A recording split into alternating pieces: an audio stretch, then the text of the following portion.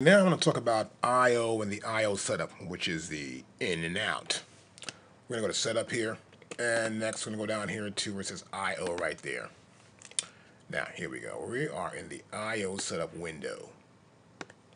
Starting from the input. This is the back of my inbox.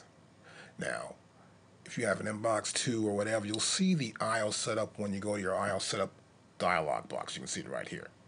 Now, here, the first part you see here, we have analog, which is 1 and 2. That's 1 and 2 inputs on the back of my inbox. We also have SPDIF, which is 3 and 4. Now, SPDIF is the back on the back of the inbox. It's these RCA inputs, which is one's red, one's white. That's in and out for SPDIF, which also carries a word clock, which means it syncs at the same time also, but it's also used for input and output of data back in and out of our Pro Tools system through our inbox. And here you see my input right here. Once I click on that, we see below here we have new path. I can build a new path. I have a new sub path I can make. I can delete this path also. Now, by selecting it there, when I select this path, we will hit the little arrow here, triangle right at the side, and we see the sub paths.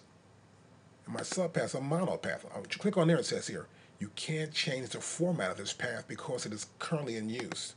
So be aware that you cannot change a path. See that? Once it's in use.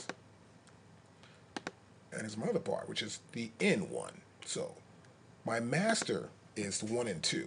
My sub path is 1, which is mono, left, and in 2 is mono, right. Now, this is good to understand. It's for our configuration and how we would route signals in our Pro Tools system. Now, of course, here we have SPDIF. If I had a SPDIF cable in, I would use SPDIF. Of course, there's no analog right here, so that's all blocked out, but it would all be digital.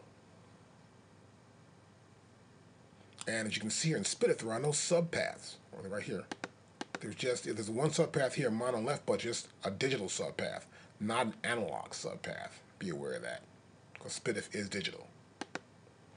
Next, we have our output. Now here in the output, this is the output coming out of our inbox. This would go back to our playback monitors, we'll say, for example, or to one of the mixing systems. We're going to send out this output to a different mixing system somewhere else. But in this case, it's going to go to my playback monitors. And this is the output 1 and 2. And of course, below that we have our sub paths, which is output 1, which is mono. See, I can click here, because it's not in use, see? I can click here again. And see, it took the mono, see, it took it out of there. I can put this back and put a pencil comes up right there, and the mono comes back in there. These are outputs. So I can make the outputs 1 and 2 as subgroups, or eliminate them as well. Now here we have inserts. Now we want to insert something like, let's say, a reverb unit we're inserting some sort of particular system in, and we want to insert something into our Pro Tools system. This is our inserts here rather. And we have 1 and 2. Same thing again. I can select it here. As you can see, I can select this one here, and go to here and select it, and it disappears. I go back over it. The pencil appears there. I click on it, and it comes back. So I can have the subpath there, or eliminate the subpath. We'll explain more later on. Next, we have our bus assignments. As you can see here, I've got a pretty big bus assignment set up here. We're using, in this case, as you can see here, 32 different bus assignments. I'm with this bottom part here, and you can see that. From 1 to 32 different assignments of the subgroup. And this is our bus path. Now I can relabel this so we'll know it's using our old setup.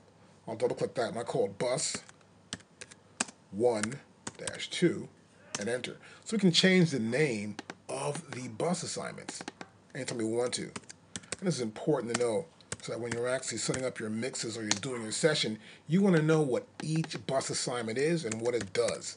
That's important to know. Now go back, that's 3-4. Now this will be 5-6.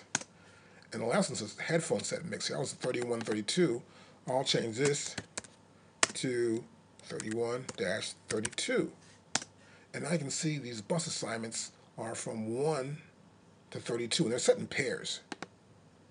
Now I can click on the triangle to the immediate left, and you'll see that it says bus assignment 1 2, and that says left. See that?